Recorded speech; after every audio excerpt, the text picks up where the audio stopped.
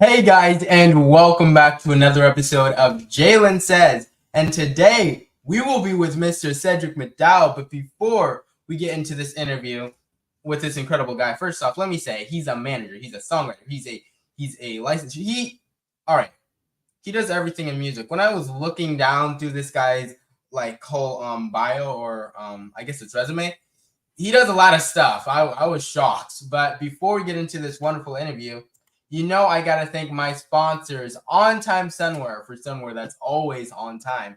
I mean, they have summer for the winter, for the fall, for the spring, for the summer, for any time, anywhere. They're always on time with some On Time Sunwear. I recently just got a new pair of glasses. I do not have them on my desk. I just moved my stuff, so I forgot to put it back on my desk, but they're clean. Like, if you look on my Facebook, you'd see me in them. I mean, I was looking fashionable, all right? So if you want some on-time sunwear, please check out On Time Sunwear. Also, the Mitchell's Academy of Music and Dance. They are incredible. They know what they're doing. They can feel the music through them. They have some incredible expertise in music, some incredible experience. They've been in the music industry for a while, so they really know the music. They feel the music. I've been with the Mitchells for a couple years now, and it's just been a fantastic time. It's great. And they're also open to just if you want to learn a new song, and it's incredible, it's lively, it's great. So if you do have a passion for music and dance, please check out the Mitchell's Academy of Music and Dance. Now, without further ado, I'd like to introduce my incredible interview star today, Mr. Cedrick Mcdowell. How are you doing today? I'm doing this wonderful. How you doing, my brother? I am doing fantastic, fantastic. So, for the people who don't know who you are, who is Cedrick Mcdowell? Cedrick McDowell is a young man that love God, seek God, and praise God at any given moment in time. And I'm a young man that's been involved in the music business for over 30 years. Oh, all right, gee. Well, to get the ball rolling, what brought you to the love of music? I mean, this in my blood. And my grandfather, he worked for uh, Universal for like 40 years. And it's just been like in my blood to do it, just born to do it. That's something. Okay. So, from a young age, were you always interested in music, or was it just something that you grew to love? Always interested in music. Always. It been a love, it been a passion. I had just a passion for it. Listen to older songs, listen to music, and later find out down the line all the meanings and all the hidden agendas and hidden everything in music.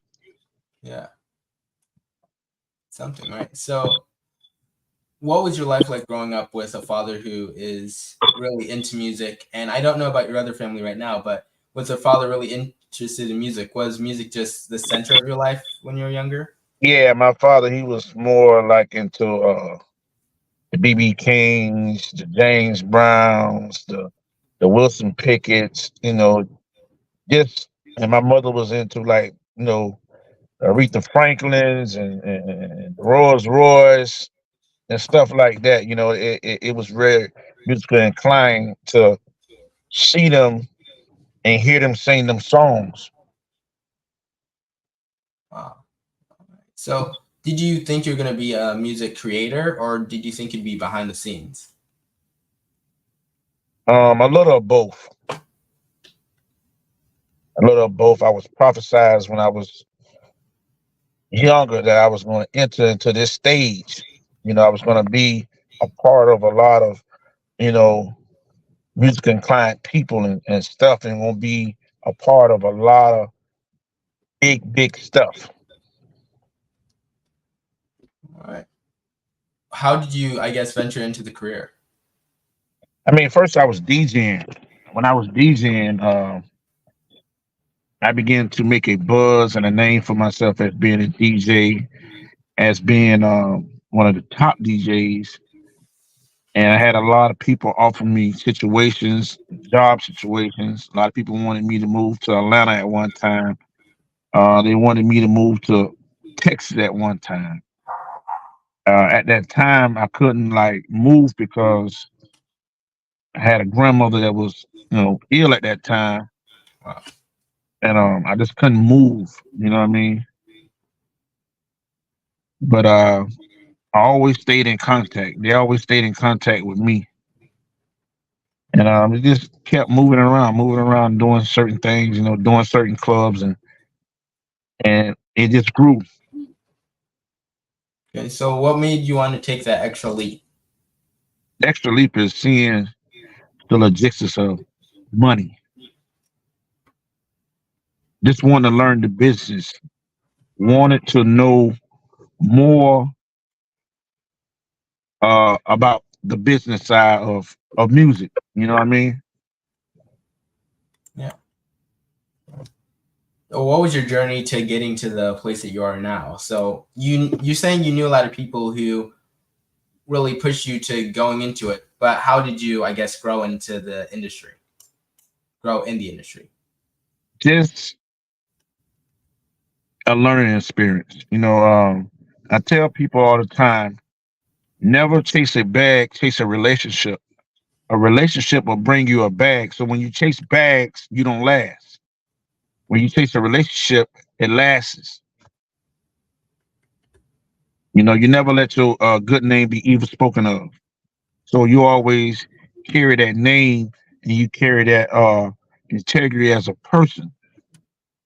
And a lot of people look to you and they will respect you as a person and an individual. So you tried to build a relationship with the people you knew or with music as a whole? Just music in a whole and people itself, because nothing for nothing leaves nothing. And at the same time, it costs you zero, costs you nothing to support someone. It Yeah. costs you zero to share something. It costs you zero to do certain things. Back then they didn't have social media at that time.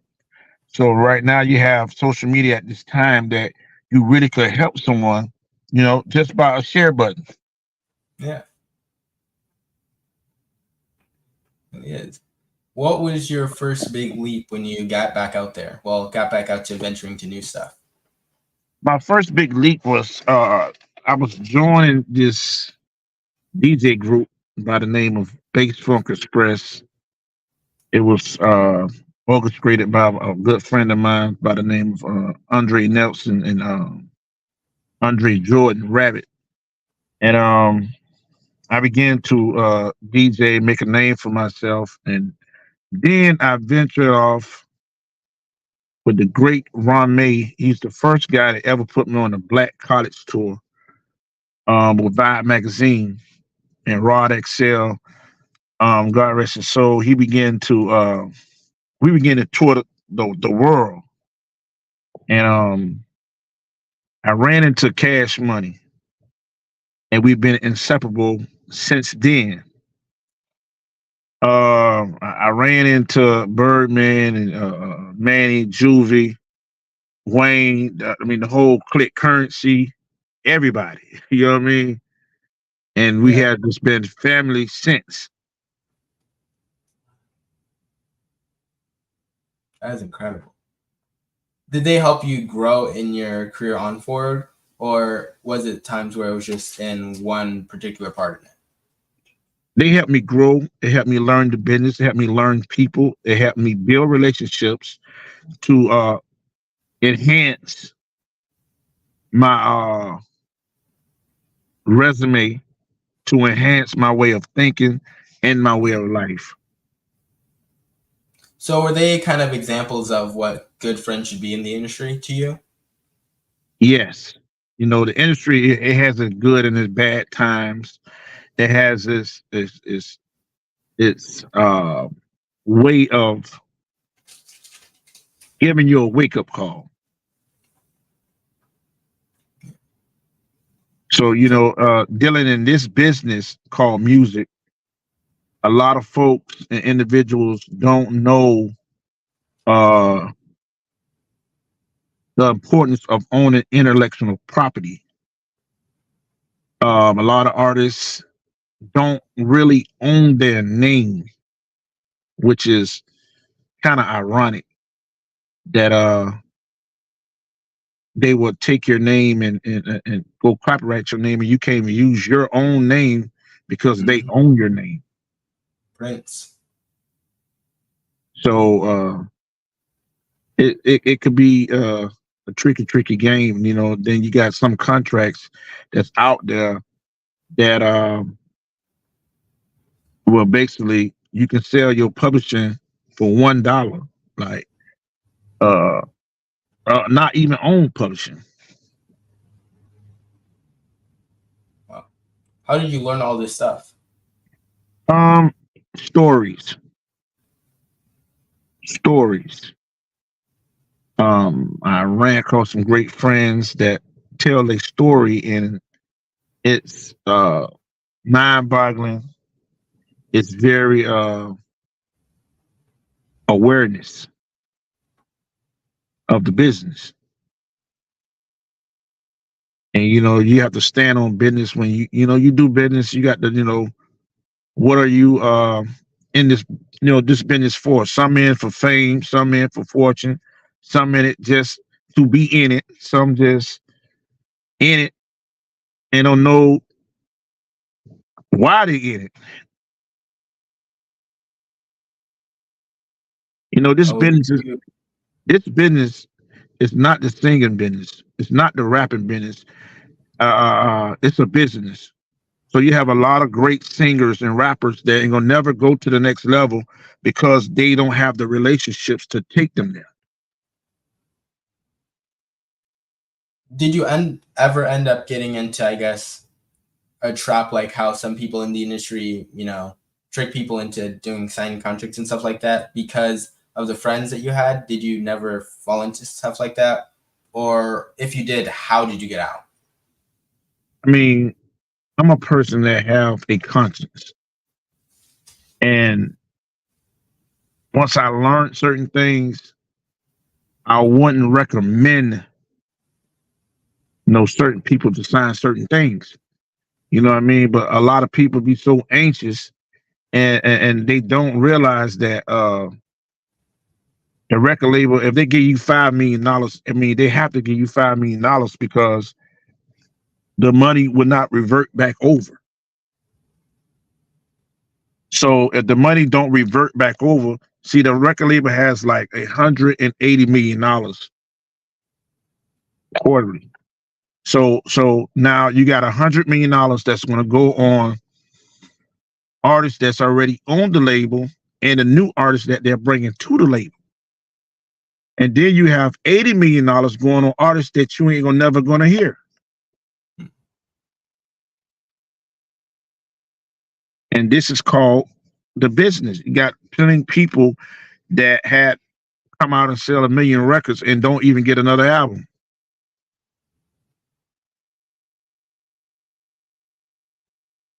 This is the music business. How did you find your way to work around this business where not everything is, I guess, fair and it's a lot of challenges and bumps in the road? Composure.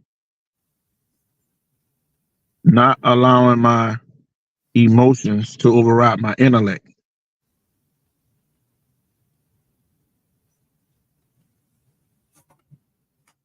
So, in situations where you said that you did teach people not to go into other situations that you yourself did and it was bad for you, how did you get out of the bad situations that happened to you?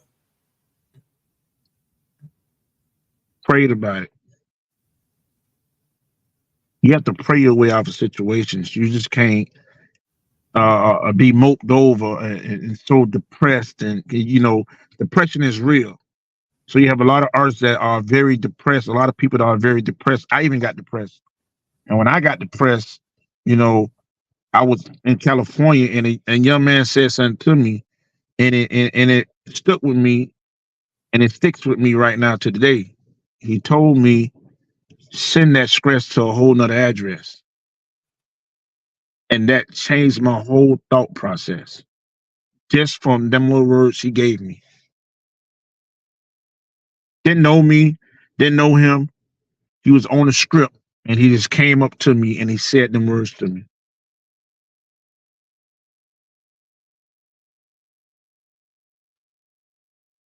All right. We got into a lot of stuff right now, but let's go back to the journey with you. After you were in the DJ group, what was your next step? My next step was touring with Juvenile. Touring with Juvenile, toured the world together, still tour the world together. Very a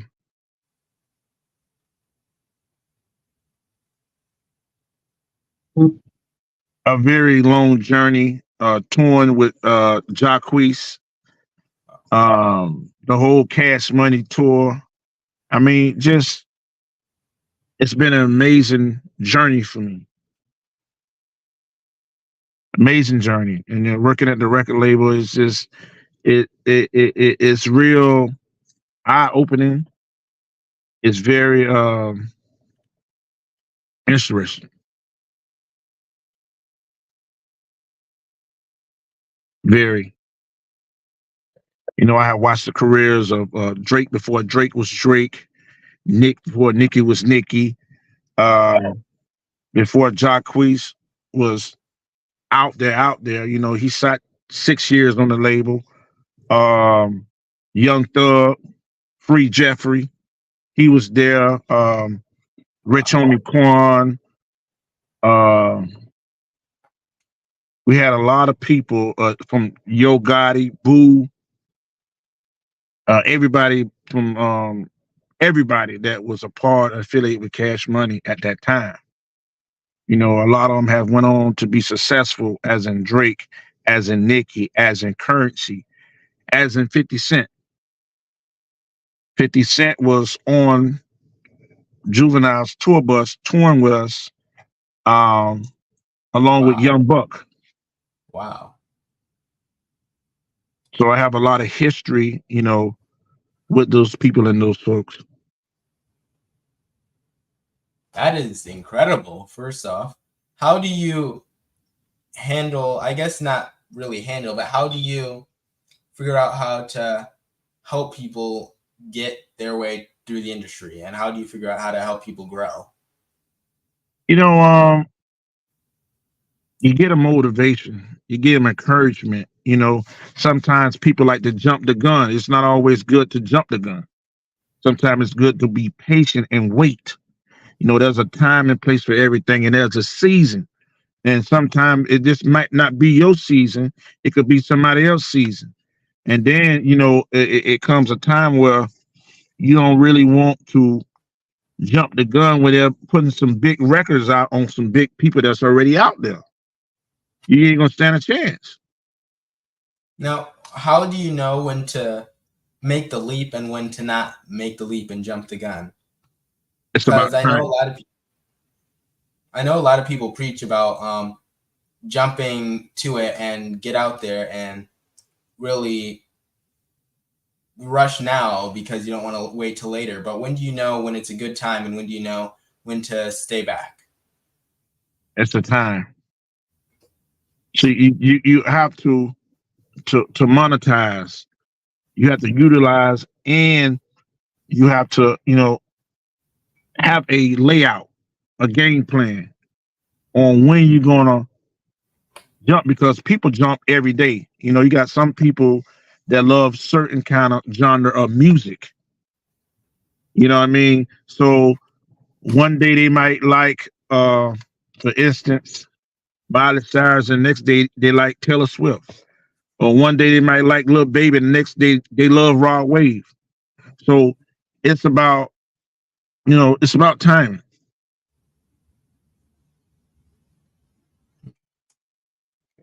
How did you figure out the timing? You figure out the timing when you watch the atmosphere. You watch what people are doing today.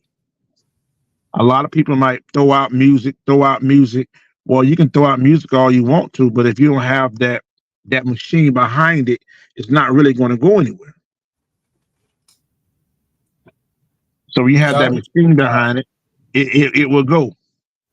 how did you figure out when the atmosphere is about to change? Oh, in the music industry, I mean. It's about people. It's about people. It's always about people. It's about how they feel. If you can get one fan, that's all you need is one fan to go tell another fan. You know, Puffy had a logo. Tell a friend, get a friend, and bring a friend, and we all could be friends. So if you tell a friend, you bring a friend, and we all could be friends. And one thing about a friend, a true friend will support a friend.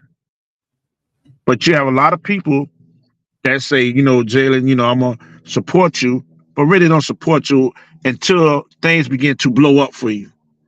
Then everybody was saying, I know it was gonna happen. You ain't know nothing. You're just a bandwagon jumper. That is like um, the music business. You know, a lot of people, celebrities, a lot of other folks, when people run up to them and they want to get pictures, they be like, no, uh, I'm busy. I'm.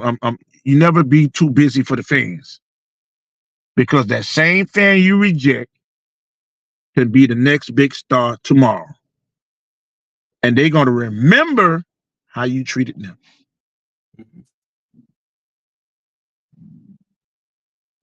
Facts.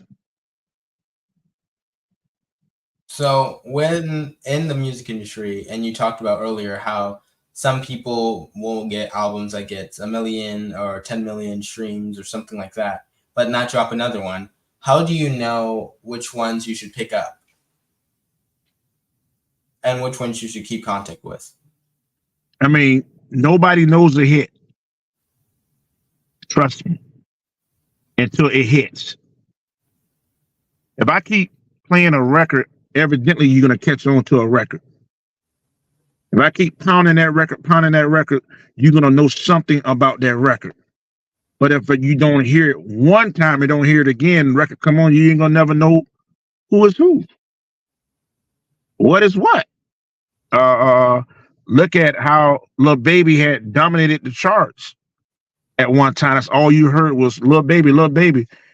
Currently, you don't hear Lil Baby.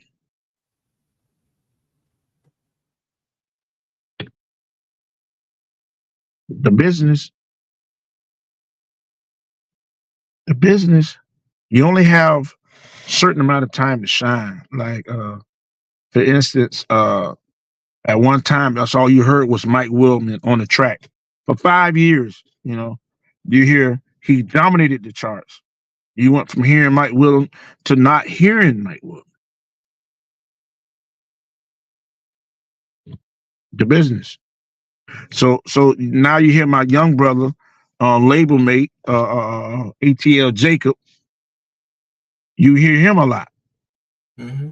You know, 5 years span. I mean, it's the business. How do you stay afloat in the business? Stay connected. Stay connected. Stay true. Stay real. Don't be a snake. You know, just be honest. Be honest.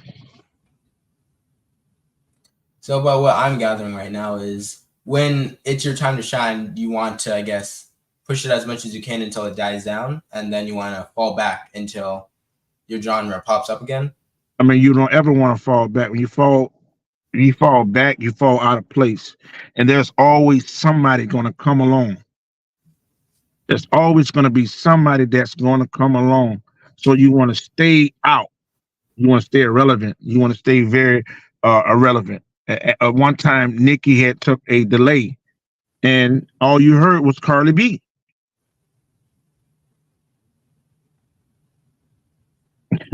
Facts.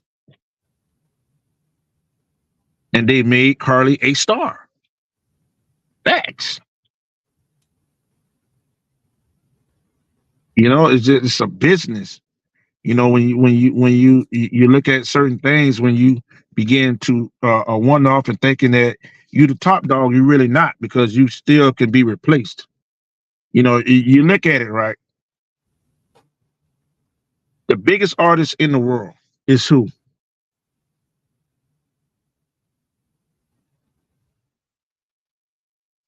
I don't know. I'm gonna help you out, brother. The biggest artist in the world is The Weeknd. There's no artist, white, black, Chinese, Puerto Rican, and whatever, that's bigger than The Weeknd. Number two is Taylor Swift, who was signed over at the label mate. She signed to Republic Records. She's number two. But number one is Abel, The Weeknd.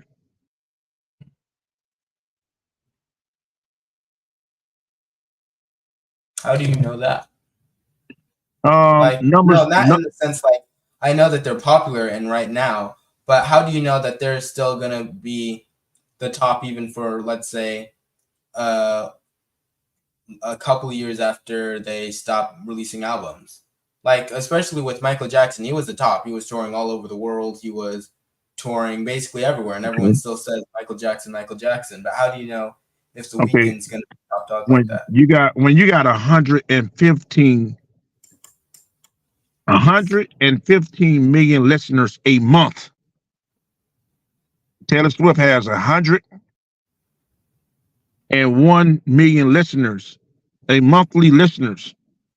And this gentleman has 15 million listeners. Who can top that?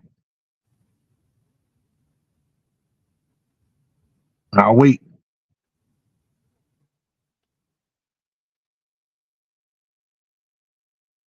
Nobody that I know of.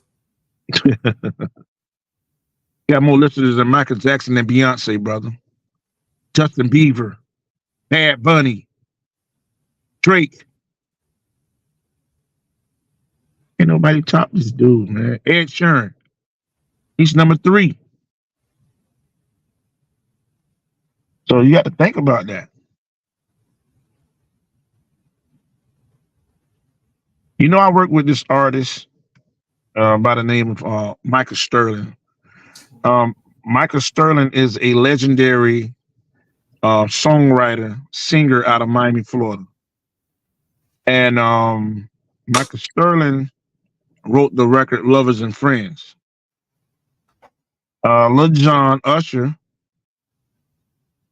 had, and Ludacris, remixed the song Lovers and Friends. And made it a huge record. It already was huge, but it became a national record. Right? So with them doing that without his permission, it resulted in other situations where you take people intellectual property and use it without their permission. In the same way, one of my friends that worked at the label took a song that Pharrell did, the Happy song that belonged to someone, and did the song "Cause I'm Happy Again," without their permission. They had to pay a consequence. You understand what I'm saying? Yeah. So it's all about owning intellectual property at the end of the day. Like when Robin Thicke did Marvin Gaye's song and the family sued Robin Thicke because they own it, the intellectual property of the music.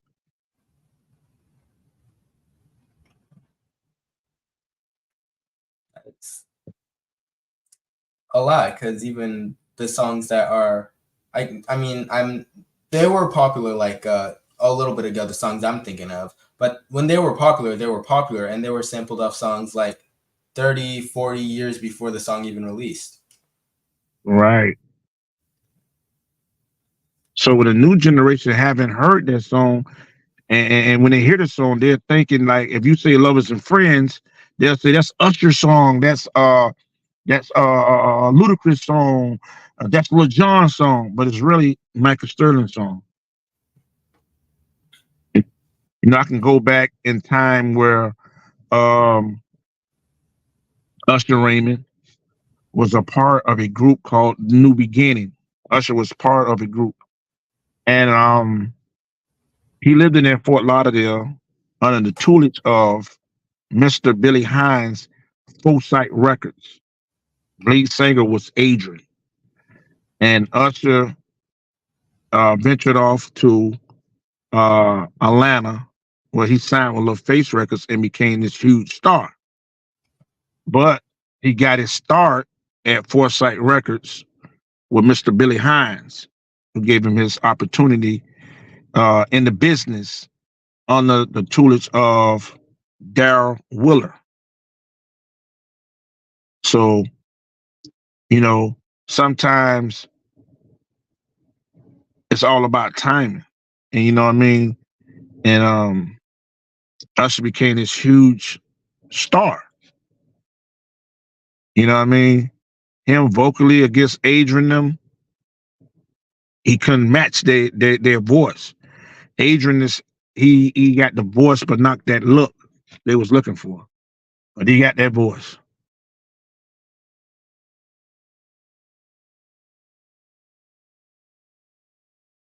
So these are factual stories, factual events that happen. You know what I mean? That I experienced in my life. Uh, you know, Mr. Billy Hines got a song named Adrian. He had a song called Ace Mechanic. Um, it was pretty big people. MSVP. They had a song out called "I Need You." Then they came out with Rolls Royce. You know, it's history. Even down to Luke, JT Money, Trick Daddy, Trina. You know, it's all history with us. All right. Even Rick Ross. Yeah. All right. I've gone a little bit far from your journey right now, but this is some incredible stuff. But after the tour, what was your next step? My next step was walking into uh, another vocation, the record label. I was walking into there and accepting the job as in finding talent, as in tour manager, as going on the road, as in, you know, just being a road manager and just hanging out uh, countless nights in the studio with artists. Um, just doing a lot of work, putting in a lot of work, and still putting in work now to the day. I got a young artist that I'm working with right now. His name is 1K. He's out of Carolina. It's part of a group by my nephew, Thundercats Production. It's a production group. Uh, we just moving, man. All right. What is the tour manager's job? Because I'm interested. The tour manager's job is to make sure everything is ran smoothly, correctly. To make sure the sound is right. Make sure that, you know, when you come on stage, you on and off the stage. You know what I mean? Making sure that, you know, you're checking for all the mishaps that other folks miss to see and happen. You know, some sound systems don't sound that great. Some, you know, the mic going in and out and all kind of stuff. So you got to make sure a lot of that stuff together. You got to make sure the rooms together.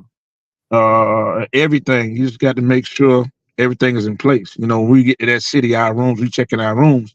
We don't just get there and just go to find a hotel. No, we got to make sure our rooms are there. The promoter had did what he had done, and you know, if he hadn't, you know, we have to correct that situation. How hard was that job for you at first? Because me hearing it, it sounds like a lot of stuff. It was a lot at one point to where sometime we was on a tour bus. We only went to hotels for like 2 hours, And I'm thinking we finna stay until the next day, and we out of there. Take showers, then we was gone. Mm. So let's imagine it's being on the road for 6 months on a bus. You know what I mean? Just touring, going here, there, here and there, here and there, here and there. So you know you didn't tour the roar. The roar. You go from Texas to Florida, from Florida all the way back to Texas, all the way back to Florida. It was a lot.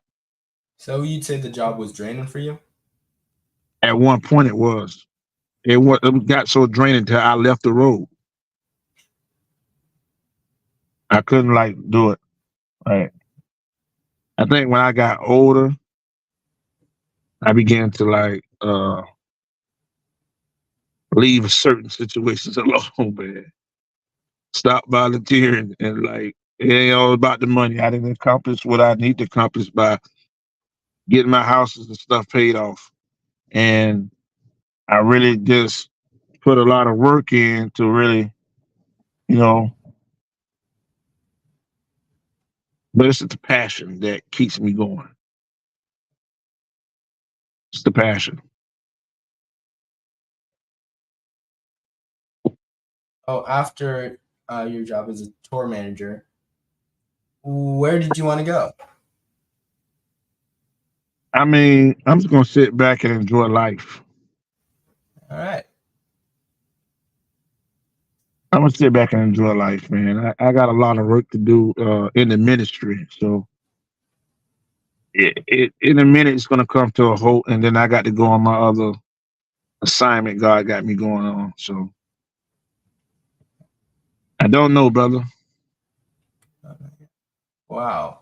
So you, by what I've known, learn a lot in the industry, and it's incredible seeing just the stuff you learn in connections and networking and things like that.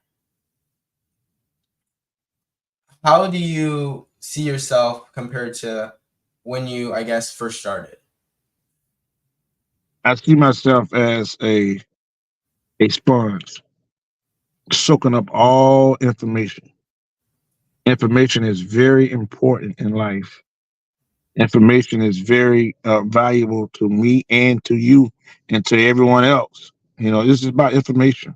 You know, information can carry you a long way. It can keep you from a lot of things and withhold you from a lot of things or have you withdraw from a lot of things once you know that information.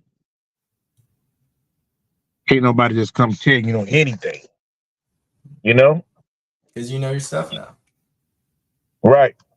So you have to go for that flim because you got some people that are sellers that can sell you on something that, you know, it just be a dream. It be some imaginary stuff that doesn't exist or happens. All right. Now, I have a question before I get into the other topic. How is it like working in a studio for like artists and stuff like that? Because by what I see on TV, it seems like a really cool thing. So I want to know your experience with it. The experience is very, very humbling. It's very could be very argumentable too. Because sometimes they might say something or do something that you feel like it's just only your opinion. That nah, you shouldn't say that, or you should go back and redo this. And you know, you can't be a yes man and saying, oh yeah, it sounds good, and then it gets to, you know, one of the label executives and they say no. You understand what I'm saying? Yeah. All right. So also, I do want to know how is it like, I guess, mixing the beats because that's what I know as a studio. But what are the other parts in it? There's a lot of parts of this about learning sounds, instruments, learning where they go at. You know what I mean? Every key on the no, every key on the piano don't play the same keys. So you just got to know music, know the sound, and you know when you learn the sound, it it's very easy for you because you have a lot of people that can read music, a lot of people that can play and can't read music. So you just got to know just the sound. So can you feel it when you know you have that right sound and right beat? Of course, because you can feel it in the atmosphere. You can feel it. You know, when they tell you that uh, songs could change your life, songs have very good meanings, and certain songs that people can relate to, that you can relate to, and it's a great turnaround. It's a great change.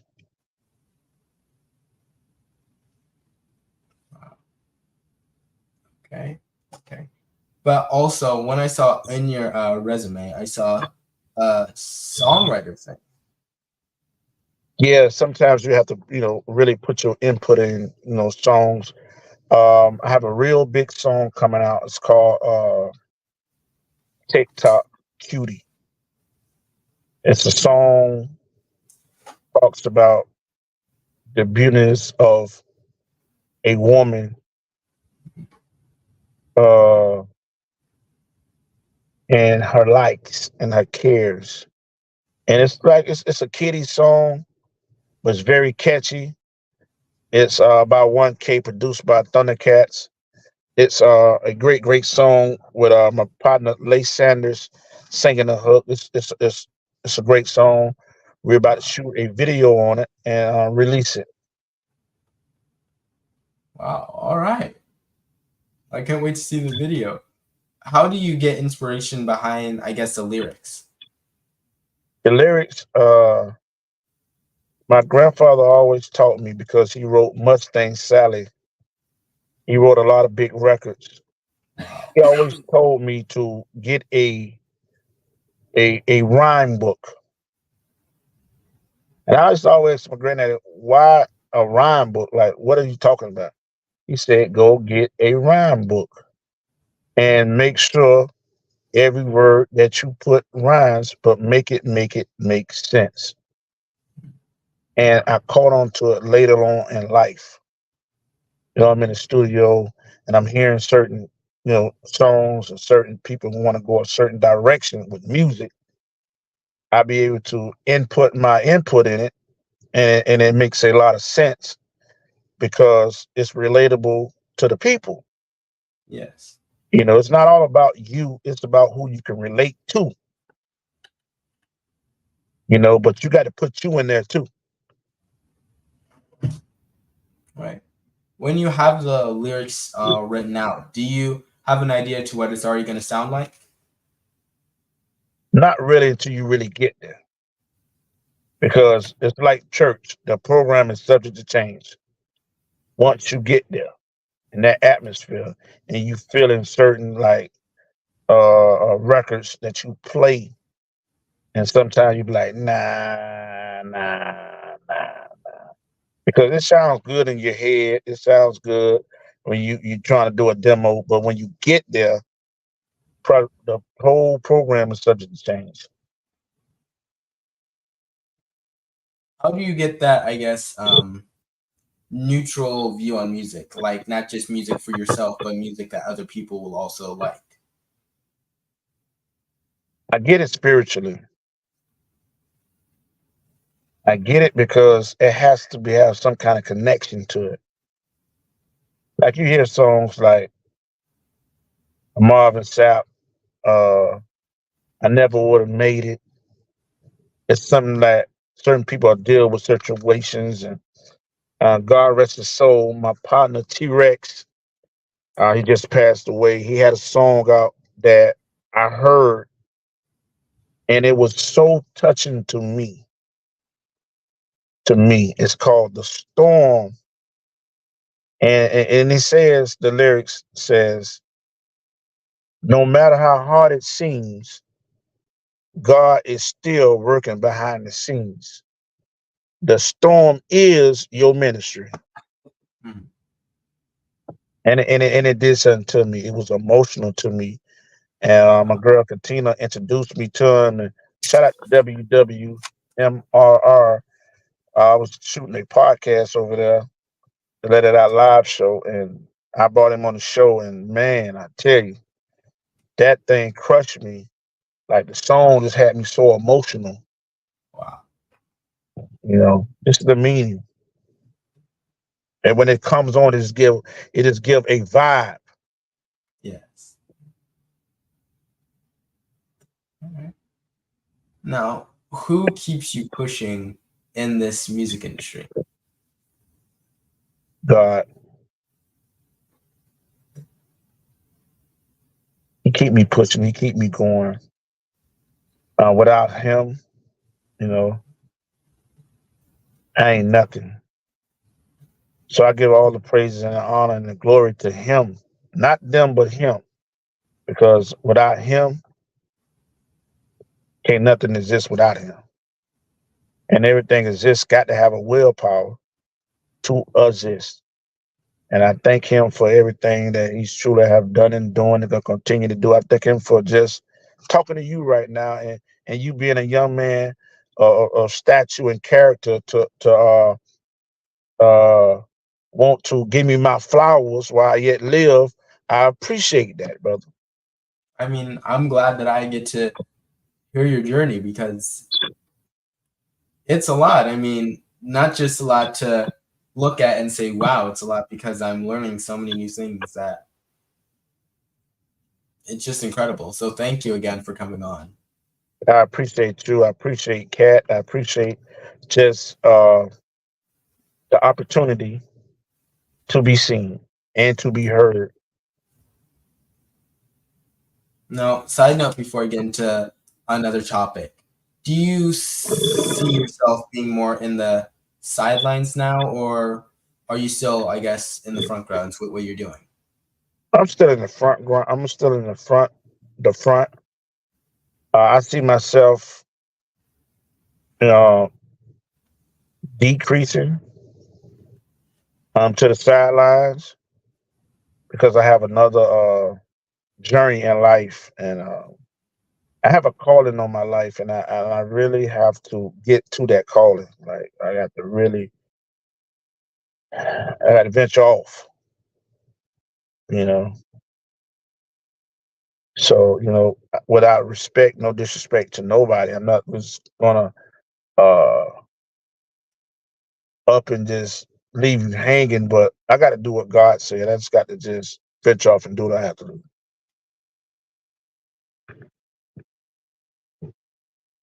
Okay. Now, before we get into what your next journey is going to be, I want to know you do a lot of stuff in the industry and it's incredible, but what do you do if and when you have the time to relax? I mean, sometimes I relax and sometimes I don't. My phone constantly rings like ring, ring, ring, ring, ring, ring, ring, ring, ring, ring, ring. Everybody is calling, everybody seeking advice, everybody is seeking information, everybody want to do this and do that, and everybody got these great ideas. And so it comes a time where it be forbearing for me at times, so where I just power my phone off. I had a great friend of mine, call me and say, "I ain't calling you no more." And he texted me back and told me he apologized, but I can't answer everybody's phone call, man. And it's too much. Yeah. Now, you talking about what your next journey is and what your next calling, do you have an idea what it's going to be? And do you think you're ready for it? I mean, I was born with the gift to preach the gospel of God, and my journey is to compel people to let them know, the severity of going to hell, the severity of being in prison in a lake. And it's my job to help them not go to that lake, but, to relate to certain things, let them know that you can't hate people. And, you got to love everybody in spite of your calamity, in spite of what people do to you, in spite of how they treat you. It's not about how they treat you, it's how you treat them. You know what I mean? So you have some people that could be rude to you, Jalen. I mean, they could be very narcissistic, they can be very sarcastic, they can be very totally discombobulated, but at the same time will sit there and try to badger your character, and that'll even fix the characteristics of you. But it's not for you to really respond. Sometimes, the biggest myth ever was told was sticks and stones may break my bones. Yeah, sticks and stones will break your bones, but words can break your spirit. And a lot of people uh try to uh bypass certain situations or bypass people instead of confronting them. You don't have to confront them with anger. You know what I mean? The Bible say, "Be angry, but sin not." So you don't have to resort to violence. Kill them with kindness, and that's it, brother. All right. And we do have a question from the audience, which is, what is your favorite genre of music? My favorite, I mean, my favorite genre of music is R&B. I'm into R&B, like crazy R&B. I have a favorite artist. I got a couple of them. My partner Lavelle, he has a song out with Anthony Hamilton. When I fell in love, it's got so much meaning. He said the moment he met his wife, it's the day the earth stood still. And my other partner Rodney Poe, he has a song out called "It's Real." It's great R&B music, like great, great. Did you always have a love for R&B music, or was it something that you grew into over time? I always had a great love for R&B music. I always was a fan of it because I come from a lineage of singers. Mm. So I always was a fan of it. Very like connected to it. Like, yeah, Touch your soul. yeah, yeah, yeah. I love R&B, man. I love gospel music. I just love it. You know what I mean? Just this new music they got going on now, I can't really relate to it. They tell me certain names I don't know. You know what I mean? Because it's not my line of music.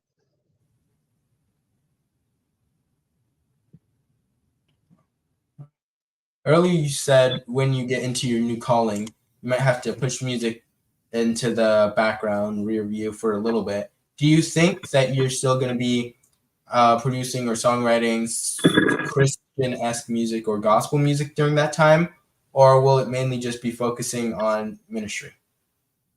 I think I'm gonna focus more on the ministry, but still be connected, in some kind of way to not lose my relationships.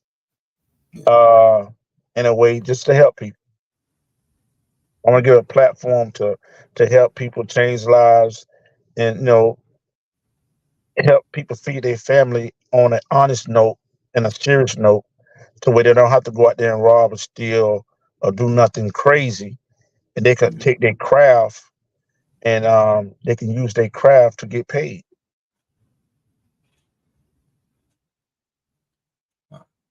So, when do you think this new journey is going to start rising, or is it already happening? It's really really happening for me, and I don't know. I just I'm riding with the flow. Yes. Oh, amen.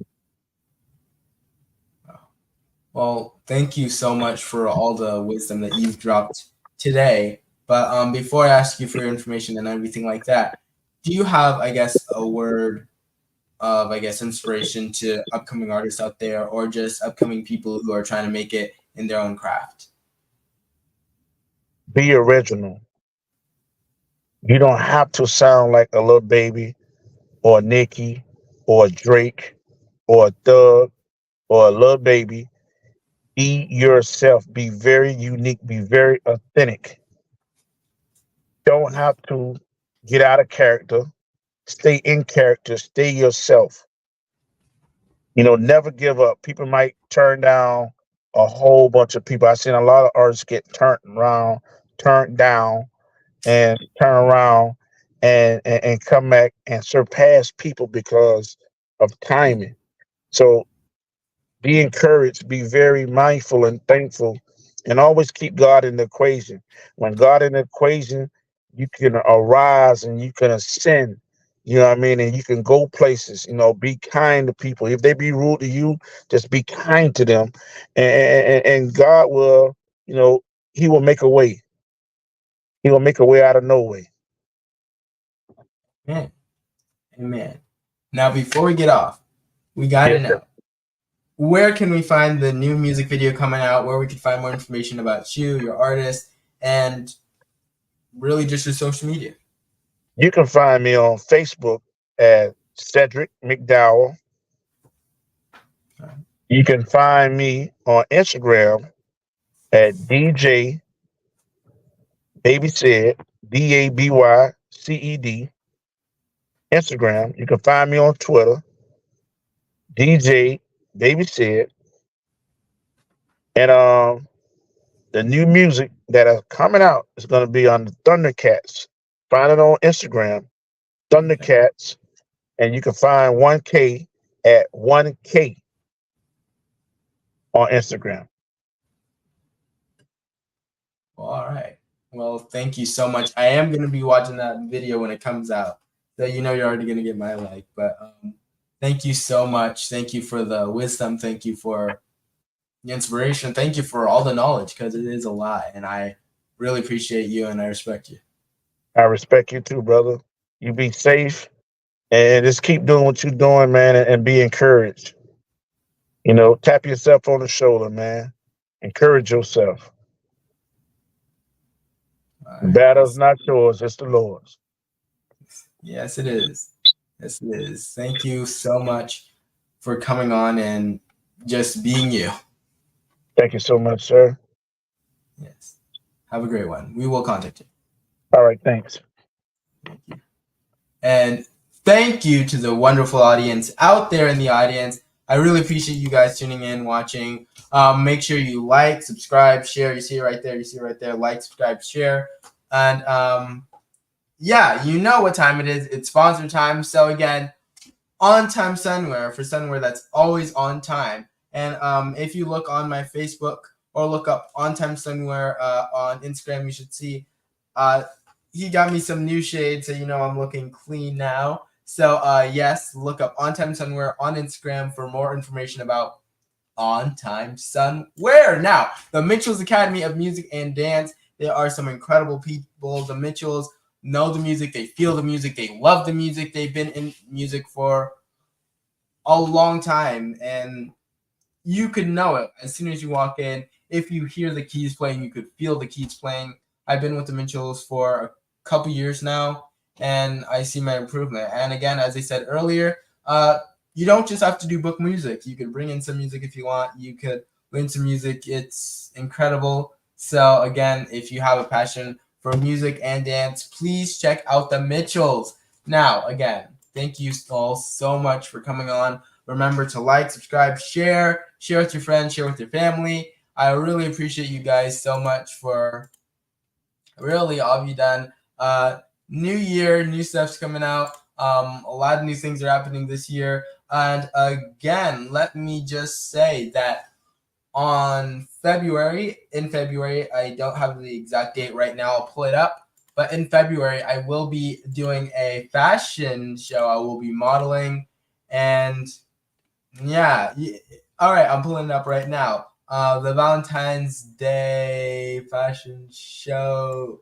Let me just pull that up on here. But yes, it's going to be February the 10th, 5 p.m. to 8 p.m. And yeah, I'm going to be modeling. I kind of put modeling back a little bit for the time being. But hey, I'm going to be back out there. Yes, Saturday, February the 10th, 5 p.m. to 8 p.m.